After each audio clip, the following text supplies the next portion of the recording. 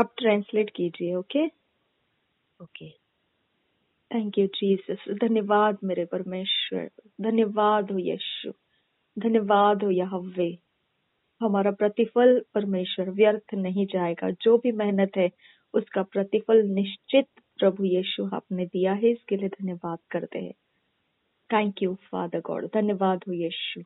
रिबांति खंब ओसी लरबहा अखासी हिकुंब ओशकर खासे के तीन रबहंतरा रदेन इकुंब ओशकर खासे के बिर के तीन रबहंतरा हस्ता रहती लरबहा। मेरे खुदा तेरी आवाज गुजराती के द्वारा परमेश्वर, उस गुजराती के माध्यम में से परमेश्वर पिता कहीं पहुंचने के लिए जा रही है। अब फादर गॉड, जैसा हमने मांगा था, जो ओशो के या कोई परमेश्वर पिता ऐसे विद्या के अंदर पिता अपने मन को डाल के रखे है, मेरे खुदा, जो सच्चाई नहीं है, मेरे आबा फादर गॉड, जो पिता परमेश्वर समलिंगी ऐसे प्रकार के जो परमेश्वर पिता व्यवहार में जुड़े हुए हैं, बदनामियों से पिता घिरे हुए हैं, पिता जिनके लाइफ बदतर हो चुकी है, पिता जिनके पास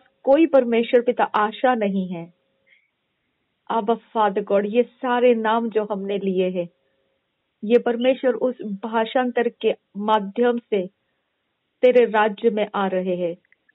तुझे धन्यवाद करते हैं पिता, तू उनको छूने जा रहा है, जो आत्महत्या करने के लिए रुके हैं, जो बीमारी से तड़प रहे हैं, जो गरीबी से आजाद होने के लिए कोई रास्ता दिख नहीं रहा है, जो परेशानियों से जूझ रहे हैं। खुदा परमेश्वर, तो इस माध्यम में से उनको छूने जा रहा है। तेरा आत्मा आगे बढ़ चुका है खुदा। तेरे स्वर्गदूत टेढ़े मेढ़े रास्ते को सीधा कर चुके हैं खुदा। तो उन तक पहुंचने का रास्ता बना चुका है खुदा। इसीलिए तूने पवित्र आत्मा इस माध्यम को हमारे अंदर से तूने प्रेरणा देकर चला लिया। धन्यवाद करते हैं तेरे इस महान काम को पिता, जो तूने हमको उसे करने के लिए ठहराया। Thank you father God. धन्यवाद मेरे परमेश्वर। नासरी यीशु के नाम में हम उन सब लोगों को आशीषित करते हैं जो इस माध्यम में से पिता, गुजरात के माध्यम में से खुदा, जो कनेक्ट होने जा रहे हैं, हम उनको आशीषित करते हैं यहोवे। हम उनको छूते हैं यहोवे। आपकी महानता है खुदा कि आपने उनको पुकार लिया है। आपकी महानता है मेरे परमेश्वर कि आपने उनसे प्रेम जताया, इस रैप्सोडी ऑफ रियलिटीज को उन तक बढ़ाकर। हम धन्यवाद करते हैं महान परमेश्वर। हम धन्यवाद करते हैं कि तूने हमारे द्वारा भी आत्माओं को बचाने का प्लान रखा है। धन्यवाद मेरे परमेश्वर कि हम तेरे राज्य के लिए रैप्सोडी ऑफ रियलिटीज के द्वारा लाभदायी बने हैं। Thank you father God. नासरी यीशु के नाम में हमारा धन्यवाद स्वीकार कर, और इस आदर के लिए हम तुझे धन्यवाद करते हैं। हर घुटना टिकेगा, हर जुबान कबूल करेगी, नासरी यीशु मसीह प्रभु ओम का प्रभु है। हम भी अपने घुटने टेक देते हैं और कबूल करते हैं, नासरी यीशु मसीह प्रभु ओम का प्रभु, बादशाह ओम का बादशाह है। थैंक यू फादर गॉड, हमारा उद्धार करता है। नासरी यीशु के नाम में मांगते हैं पिता, सुन और कबूल कर। आमीन, आमीन, आमीन। रैप्सोडी ऑफ रियलिटीज आज मंडे 24 जनवरी 2022, सोमवार 24 जनवरी 2022। रैप्सोडी ऑफ रियलिटीज आप गुजराती में बताइए। सोमवार जान्युआरी 24 तारीख 2022। Rhapsody of realities. Rhapsody of realities. आज पास्टर क्रिस ओयाखिलोम द्वारा जो वचन हमको सीखने के लिए मिला है, આજે જે પાસ્ટર ક્રિસ દ્વારા ક્રિસ આપણને જે વચન ઓયાખિલોમ શીખવા પાસ્ટર ક્રિસ ઓયાખિલો દ્વારા જે વચન શીખવા મળ્યું છે, 2 Corinthians 5 chapter 10 verse 2 Corinthians 5 chapter 10 verse. दूसरे कुरिन्थियों की पत्री, एक मिनट, दूसरे कुरिन्थियों की पत्री 5 अध्याय 10 वचन। दूसरे कुरिन्थियों की पत्री 5 अध्याय 10 वचन। अब आप ट्रांसलेट कीजिए। बीजो कोरिन्थी 5मो अध्याय 10મી कलम। और एक बार BSI बाइबल। बीजो कोरिन्थी 5मो अध्याय 10મી कलम। इस वचन के आधार से आज का जो विषय है, आ वचन द्वारा આજનો વિષય છે the judgment seat of Christ. आज का विषय है the judgment seat of Christ, मसीह का न्याय का सिंहासन। પ્રભુ ઈસુનું ન્યાયનું સિંહાસન। The judgment seat of Christ, मसीह का न्याय का सिंहासन। પ્રભુ ઈસુનું ન્યાયનું સિંહાસન। पास्टर क्रिस ओयाखिलोम द्वारा પાસ્ટર ક્રિસ ઓયાકિલો દ્વારા ये विषय, આ વિષય, इस वचन के आधार से हम सीखेंगे। આ વચન દ્વારા આપણે શીખીશું। हम वचन पढ़ेंगे, पहले इंग्लिश में, फिर हिंदी में और फिर गुजराती में। दो बार वचन पढ़ना है, ठीक है। For we must all appear before the judgment seat of Christ, that everyone may receive the things done in his body according to that he hath done, whether it be good or bad. 2 Corinthians 5 chapter 10 verse। और एक बार पढ़ेंगे, For we must all appear before the judgment seat of Christ, that everyone may receive the things done in his body according to that he hath done, whether it be good or bad। इसी वचन को हम हिंदी में पढ़ेंगे BSI Bible में से। दूसरे कुरिन्थियों की पत्री 5 अध्याय का 10 वचन BSI बाइबल में से पढ़ेंगे। क्योंकि अवश्य है कि हम सबका हाल मसीह के न्याय आसन के सामने खुल जाए, कि हर एक व्यक्ति अपने अपने भले बुरे कामों का बदला जो उसने देह के द्वारा किए हो पाए। और एक बार पढ़ेंगे पहले कुरिन्थियों की पत्री 5 अध्याय का 10 वचन। क्योंकि अवश्य है कि हम सबका हाल मसीह के न्याय आसन के सामने खुल जाए, कि हर एक व्यक्ति अपने अपने भले बुरे कामों का बदला जो उसने देह के द्वारा किया हो पाए। આપણે ગુજરાતી બાઇબલ BSI માંથી વાંચીશું। કોરિન્થીયોનો બીજો પત્ર 5મો અધ્યાય અને 10મી કલમ।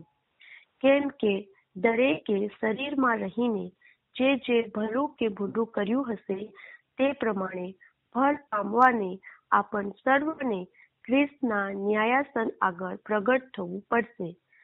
આપણે BSI બાઇબલ ગુજરાતીમાંથી વાંચીશું।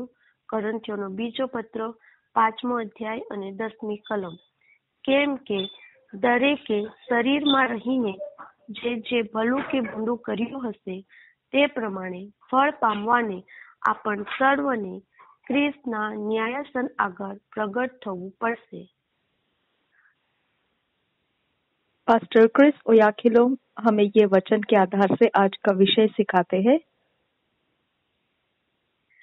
પાસ્ટર ક્રિસ ઓયાકિલો આપણને એ વચન શીખવે છે। The judgment seat of Christ is different from the great white throne judgment। ये जो न्याय आसन जिसके विषय में इस वचन में लिखा है, दूसरे कुरिन्थियों के 5 अध्याय के 10 वचन में जो हम पढ़ते हैं, क्योंकि अवश्य है कि सब का हाल मसीह के न्याय आसन, यही आज का विषय है, मसीह का न्याय आसन। तो यह मसीह का न्याय आसन जो है, आज मसीहનું प्रभु यीशुનું જે ન્યાયનું આસન છે, जो दूसरे कुरिन्थियों के 5 अध्याय के 10 वचन में हमको देखने को मिलता है, જે બીજો કોરિન્થી 5મો અધ્યાય અને 10મી કલમની અંદર જોવા મળે છે, जिसमें ऐसा लिखा है, मसीह का न्याय आसन। જેમાં એમ લખ્યું છે પ્રભુ ઈસુનું ન્યાયનું આસન. हाँ, यह अलग है उस आसन से जो महान सफेद न्याय का आसन, इस आसन से बिल्कुल वो अलग है. એ ખૂબ જ અલગ છે આ ન્યાયના આસન કરતા, જે પ્રભુ ઈસુનું આસન છે. प्रभु यीशु मसीह का आसन जो न्याय आसन है, પ્રભુ ઈસુનું જે આસન છે ન્યાય આસન, ये बिल्कुल उससे अलग है એ બિલકુલ એનાથી અલગ છે जो महान सफेद न्याय का आसन बताया गया है पवित्र बाइबल में. જે महान सफेद न्याय आसन दिया गया है पवित्र बाइबल में. ન્યાય આસન આપવામાં આવ્યું છે પવિત્ર બાઇબલની उससे અંદર. मसीह का न्याय आसन बिल्कुल अलग है. એનાથી પ્રભુ ઈસુનું ન્યાય આસન બિલકુલ અલગ છે. जो महान सफेद सिंहासन न्याय के लिए रखा गया है, જે મહાન સફેદ ન્યાય આસન ન્યાય માટે રાખવામાં આવ્યું છે, हाँ, वो बहुत डरावना है. એ ખૂબ જ ડરાવનું છે. बहुत ज्यादा डरावना है. એ ખૂબ જ ડરાવનું છે. बाकी सारे न्याय से बहुत ही ज्यादा डरावना है. બાકી બધા ન્યાય કરતા ખૂબ જ ડરાવનું છે. और वह केवल पापियों के लिए रखा गया है. એ સિર્ફ પાપીઓ માટે રાખવામાં આવ્યું છે. वहाँ पापियों का न्याय रहेगा. ત્યાં પાપીઓનો ન્યાય થશે. वह केवल पापियों के लिए रखा गया है.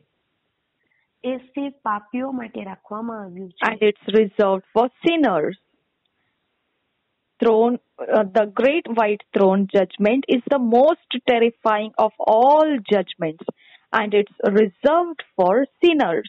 The judgment seat of Christ, on the other hand, is where we, the Christians, receive our rewards one by one from the Master, and not in groups, that everyone may receive the things done in his body according to that he hath done, whether it be good or bad.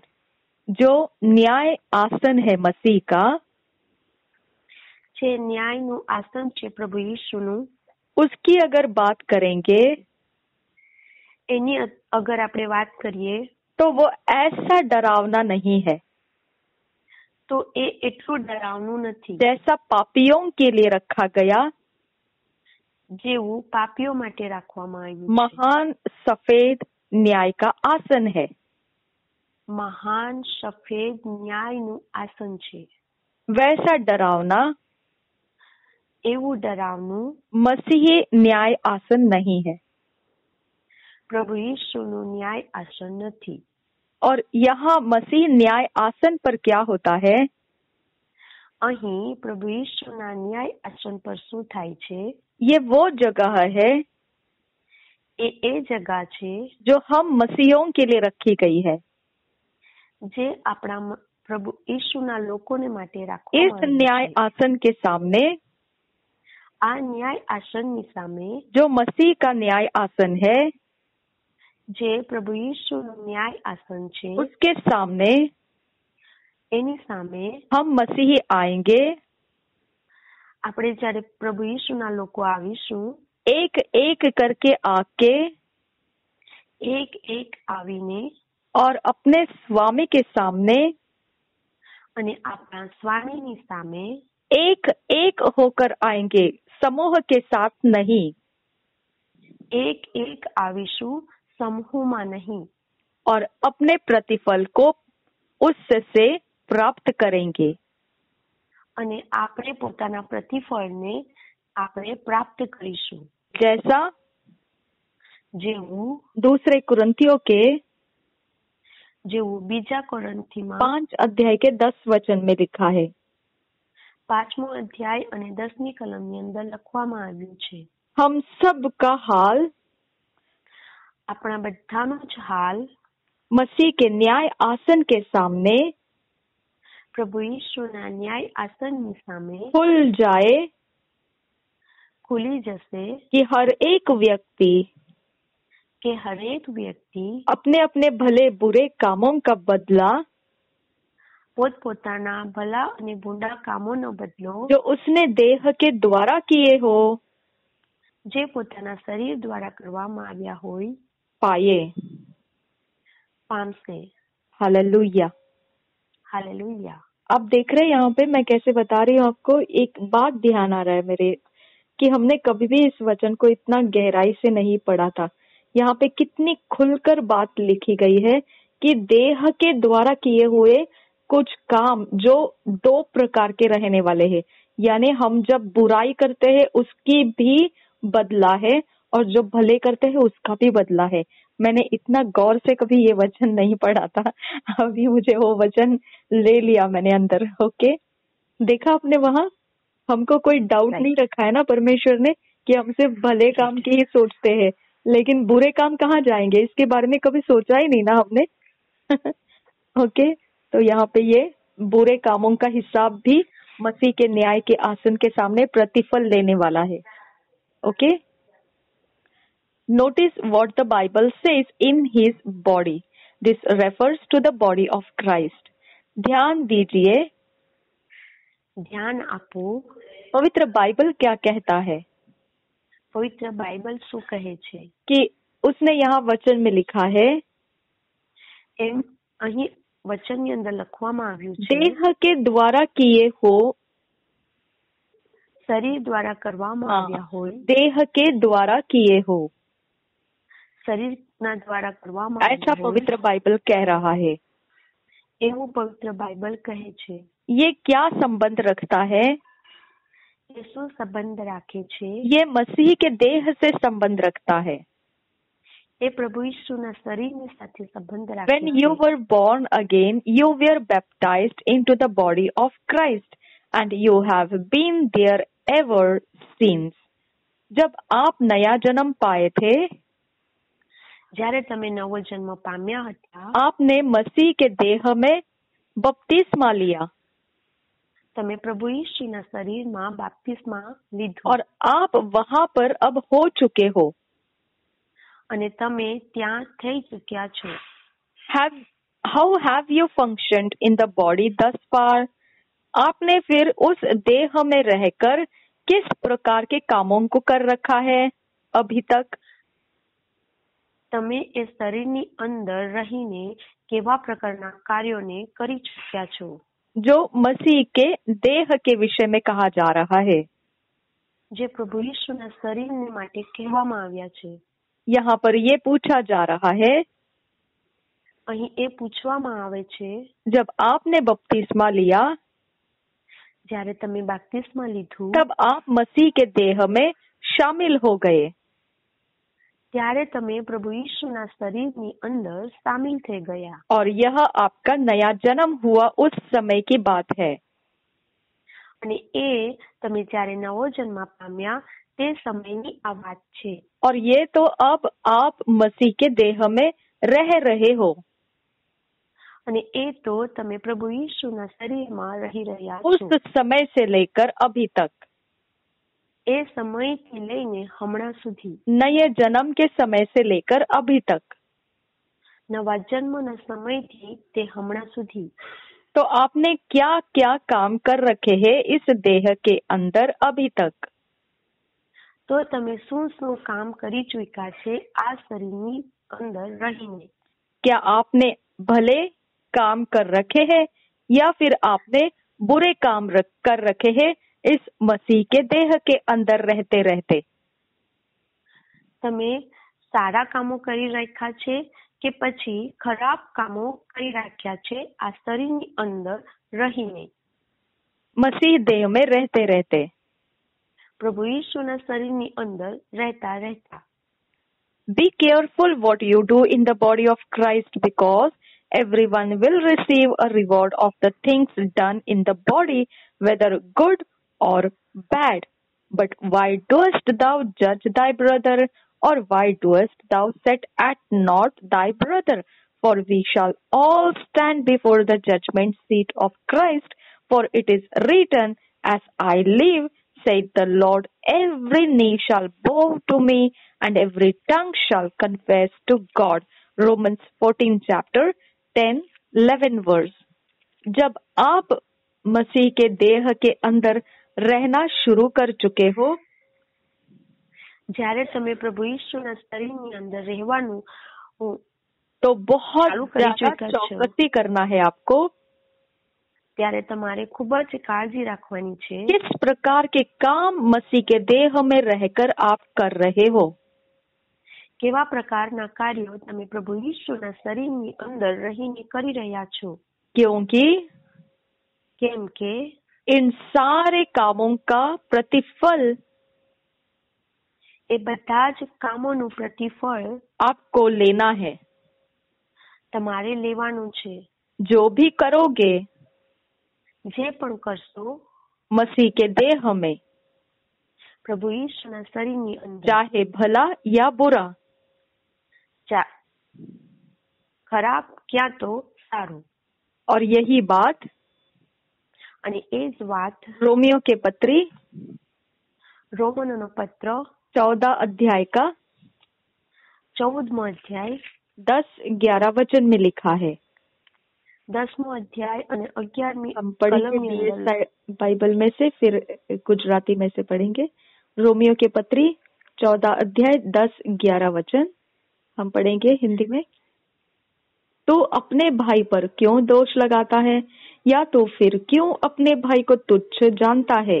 हम सब के सब परमेश्वर के न्याय सिंहासन के सामने खड़े होंगे, क्योंकि लिखा है, प्रभु कहता है, मेरे जीवन की सौगंध कि हर एक घुटना मेरे सामने टिकेगा और हर एक जीभ परमेश्वर को अंगीकार करेगी। इसलिए बस इतना ही, 10 और 11 वचन और एक बार पढ़ेंगे। रोमियो के पत्री 14 अध्याय 10-11 वचन। तू अपने भाई पर क्यों दोष लगाता है, या तो फिर क्यों अपने भाई को तुच्छ जानता है।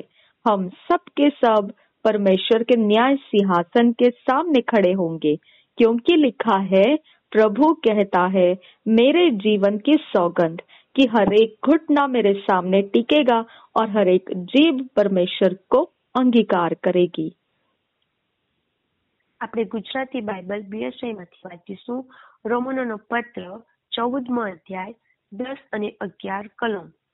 પણ તું પોતાના ભાઈને કેમ દોષિત ઠરાવે છે, અથવા તું પોતાના ભાઈને કેમ તુચ્છ ગણે છે, કેમ કે આપણે સર્વને દેવના ન્યાયાસનની આગળ ઊભા રહેવું પડશે। લખેલું છે કે પ્રભુ કહે છે કે મારા જીવના સમ કે દરેક ઘૂંટણ મારી આગળ વાંકો વળશે અને દરેક જીભ દેવની સ્તુતિ કરશે। આપણે ફરી એકવાર વાંચીશું બીએસઆઈ ગુજરાતી બાઇબલમાંથી રોમનોનો પત્ર 14મો અધ્યાય 10 અને 11 કલમ। પણ તું પોતાના ભાઈને કેમ દોષિત ઠરાવે છે, અથવા તું પોતાના ભાઈને કેમ તુચ્છ ગણે છે, કેમ કે આપણે સર્વને દેવના ન્યાયાસનની આગળ ઊભા રહેવું પડશે। લખેલું છે કે પ્રભુ કહે છે કે મારા જીવના સમ કે દરેક ઘૂંટણ મારી આગળ વાંકો વળશે અને દરેક જીભ દેવની સ્તુતિ કરશે। Amen. At the judgment seat of Christ, not one of us in Christ will be condemned. Therefore judge nothing before the time until the Lord come, who both will bring to light the hidden things of darkness and will manifest the counsels of the hearts, and then shall every man have praise of God. 1 Corinthians 4 chapter 5 verse। मसीह के सिंहासन न्याय आसन के सामने, मसीह के न्याय आसन के सामने, પ્રભુના ન્યાય આસનની સામે कोई भी एक ऐसा नहीं रहेगा કોઈ પણ એક જણ પણ એવું નહીં રહેશે कि मसीह उसे दोष लगाए। કે પ્રભુ ઈસુ એના પર દોષ લગાવે। ऐसा कोई भी एक जन भी नहीं रहेगा। એવું કોઈ પણ એક જણ પણ નહીં રહેશે।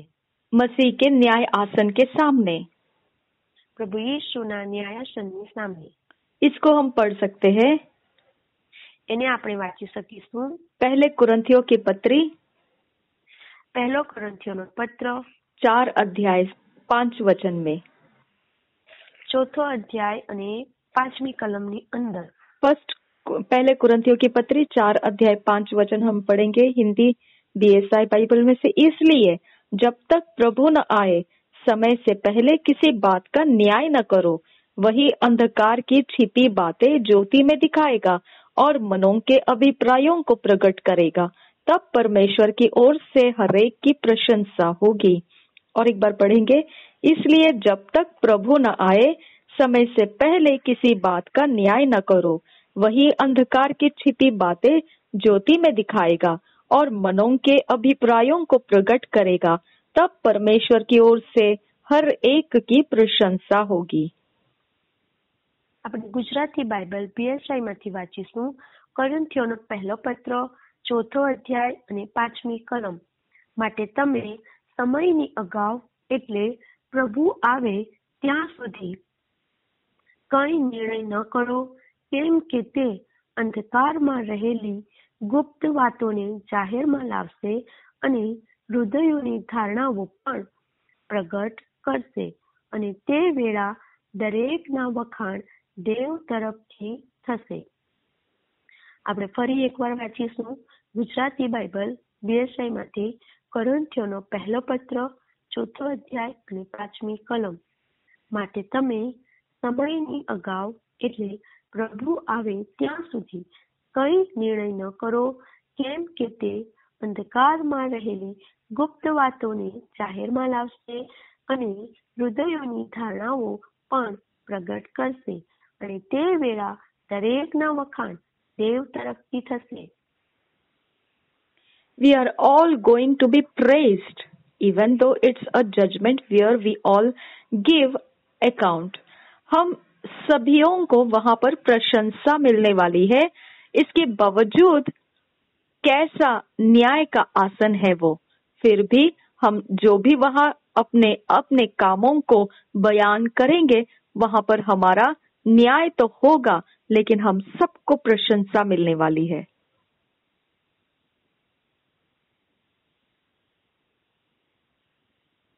हम वहां पर प्रशंसा प्राप्त करने वाले हैं। हम सभी लोग वहां पर प्रशंसा प्राप्त करने वाले हैं। આપણે બધા જ ત્યાં પ્રશંસા પ્રાપ્ત કરવાના છે। कोई परवाह नहीं, કોઈ પરવા નહીં कि वो न्याय का आसन है, એ ન્યાયાસન છે, जहां पर हमको જ્યાં આપણે हमारे सारे भले और बुरे दोनों कामों का જ્યાં આપણા ભલા અને ભૂંડા બંને કામોનો हिसाब देना है। હિસાબ આપવાનો છે। कोई परवाह नहीं, કોઈ પરવા નહીં। न्याय का आसन है, फिर भी ન્યાયાસન છે તો પણ मसीह हमको वहां दोषी नहीं ठहराएगा। પ્રભુ ઈસુ આપણને ત્યાં દોષિત નહીં ઠરાવશે। हम सब प्रशंसा प्राप्त करने वाले हैं वहां। આપણે બધા જ ત્યાં પ્રશંસા પ્રાપ્ત કરવાના છે। इसके बावजूद कि हम अपने न्याय का सारा भला और बुरा काम वहां दिखाने वाले हैं।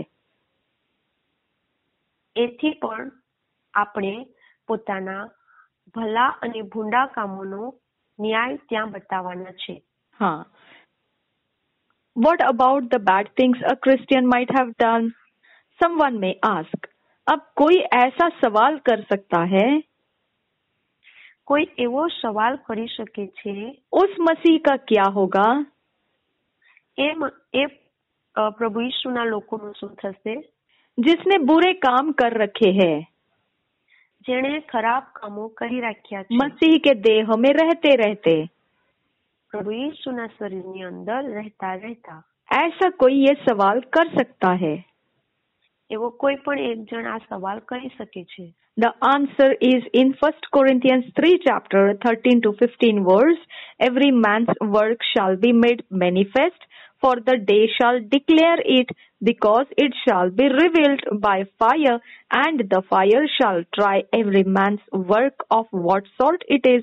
If any man's work abide which he hath built thereupon, he shall receive a reward. If any man's work shall be burned, he shall suffer loss, but he himself shall be saved, yet so as by fire.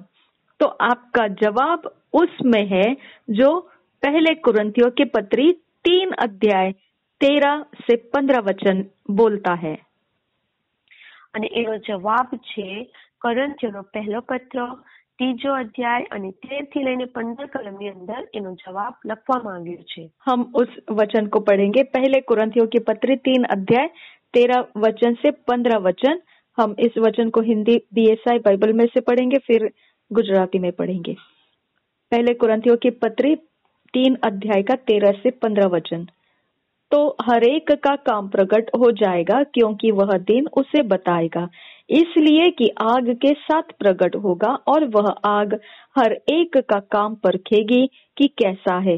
जिसका काम उस पर बना हुआ स्थिर रहेगा, वह मजदूरी पाएगा. यदि किसी का काम जल जाएगा तो वह हानि उठाएगा, पर वह आप बच जाएगा, परंतु जलते जलते.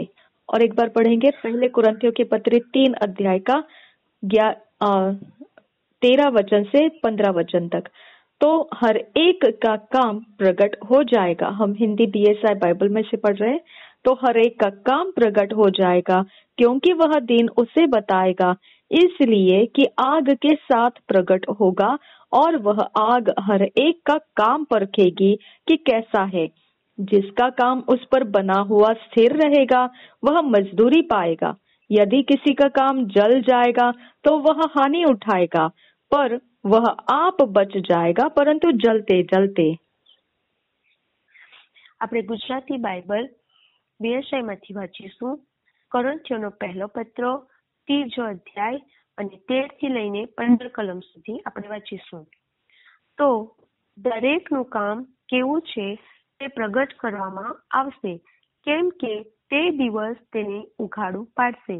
કેમ કે અગ્નિથી તે પ્રગટ કરવામાં આવશે, અને દરેકનું કામ કેવું છે એ અગ્નિ જ પારખશે.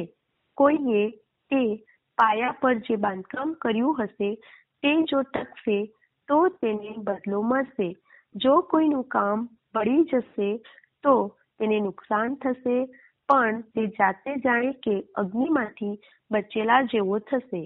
આપણે ફરી એકવાર વાંચીશું ગુજરાતી બાઇબલ બીએસઆઈમાંથી કોરિન્થીયોનો પહેલો પત્ર 3 અધ્યાય 13 થી લઈને 15 કલમ સુધી. તો દરેકનું કામ એવું છે તે પ્રગટ કરવામાં આવશે, કેમ કે તે દિવસ તેને ઉઘાડું પાડશે. કેમ કે અગ્નિથી તે પ્રગટ કરવામાં આવશે, અને દરેકનું કામ કેવું છે એ અગ્નિ જ પારખશે. કોઈએ તે પાયા પર જે બાંધકામ કર્યું હશે તે જો ટકશે તો તેને બદલું મળશે. જો કોઈનું કામ બળી જશે તો તેને નુકસાન થશે, પણ તે જાતે જાણે કે અગ્નિમાંથી बचेला જેવું થશે. देखा, कभी आपने गौर किया था इस वचन को? नहीं, मैंने भी कभी इस वचन को इतनी नजदीकी से नहीं देखा था कभी, जैसा आज हम देख रहे है ना. फर्क पड़ता है ना. फर्क पड़ता है. रियली परमेश्वर को बहुत धन्यवाद कि हमको कभी नहीं मालूम था बुरा काम करने का असर क्या रहने वाला है ना. मसीह है, फिर भी बुरा काम करने का साइड क्या होने वाला है वो हमारे पास जानकारी नहीं थी. अब देखिए यहाँ पे जानकारी ओपनली दिख रही है.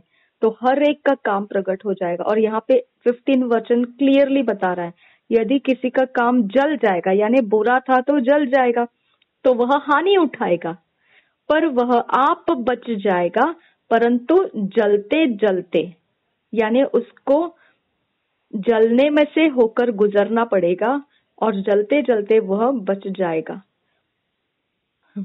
ये आग कौन सी है? पवित्र आत्मा की आग है. ओके, हम अनंत काल का जीवन तो प्राप्त कर लिए हैं, लेकिन ये जो बुरे काम है वो हमारे जलते जलते जलते जलते जा रहे हैं और हम अनंत काल के जीवन के लिए बचते हुए आगे जा रहे हैं। Thank you Jesus. धन्यवाद करते हैं परमेश्वर के आत्मा, आपने रैप्सोडी ऑफ रियलिटीज में से हमारी सहायता की, इसके लिए धन्यवाद। हमारे जीवन के अंदर परमेश्वर तू प्रवेश किया, इसके लिए धन्यवाद। आज पिता ये वचन के आधार से हमें तूने फिट एंड फिक्स किया, ईश्वरीय रचना डिवाइन ऑर्डरलीनेस में तू लेकर आया, तुझे धन्यवाद। नासरी यीशु मसीह के नाम में मांगते हैं पिता, सुन और कबूल कर। अपनी भाषा में ही आप ये प्रार्थना कीजिए। Thank you Jesus.